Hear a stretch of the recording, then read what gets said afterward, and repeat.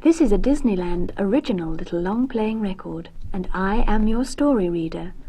I am going to begin now to read the story of Treasure Island. You can read along with me in your book. You will know it is time to turn the page when Tinker Bell rings her little bells like this. Let's begin now. Jim Hawkins' great adventure began one day at the Admiral Benbow Inn in England.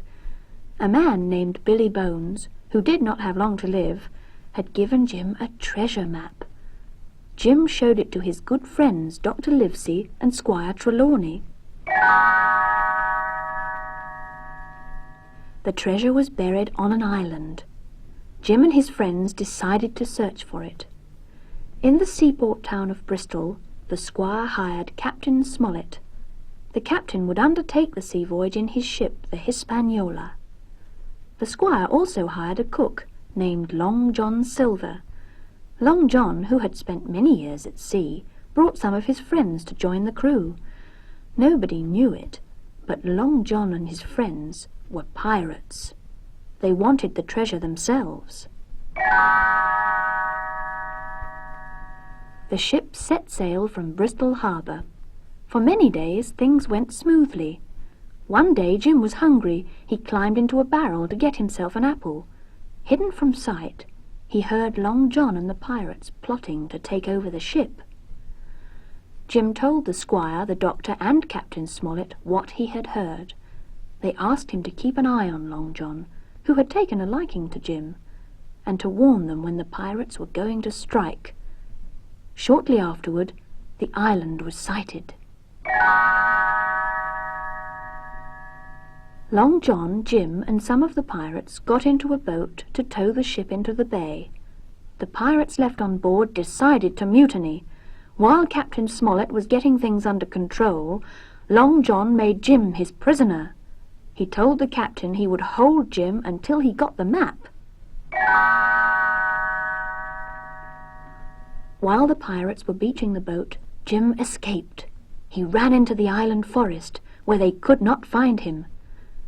In the woods, Jim met Ben Gunn, an old man the pirates had left on the island years ago. Ben was glad to have someone to talk to. He told Jim all about his rowboat, his cave, and the food he ate to survive. Captain Smollett noticed a stockade on the island and decided it would be a good defence against the pirates. He left 2 men to guard the pirates on the ship and set out for the fort. Jim joined his friends there. On the ship, the pirates overpowered the guards and took over. Long John returned. He and the pirates made plans to attack the stockade. Long John wanted to bargain with Captain Smollett to get the map. The captain refused, so Long John and the pirates attacked. The action was fast and furious. Jim was busy loading the muskets, but finally the pirates retreated. The people at the stockade feared the ship's cannon might be used against them. If someone cut the ship's mooring lines, thought Jim, the ship would run aground. Her cannon would be useless. When it was dark, he took Ben's boat and rowed out to the ship. He cut the lines, but the rowboat floated away. He had to climb aboard. The pirate on guard saw him and chased him up into the rigging. He threw a knife and hit Jim in the arm.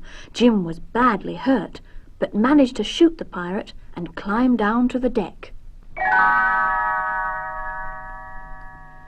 The ship ran aground. Jim staggered back to the fort, only to be captured by the pirates. Long John was concerned over Jim's injuries. Under a flag of truce, he went to get the doctor.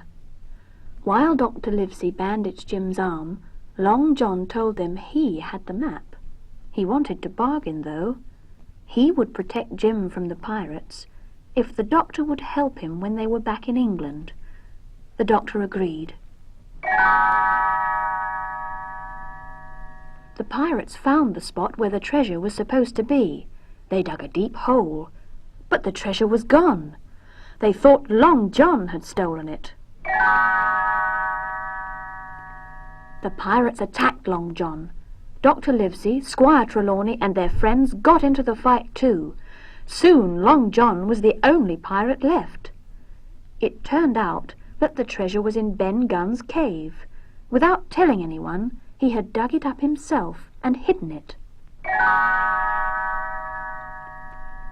Captain Smollett told the Squire and Jim to take Long John back to the ship as a prisoner. He would be going back to England, perhaps to die. But Long John had saved Jim's life. He had to help him. At the beach he saw his chance. He pushed the rowboat into the water so that Long John could row toward the open sea alone. "Goodbye, matey!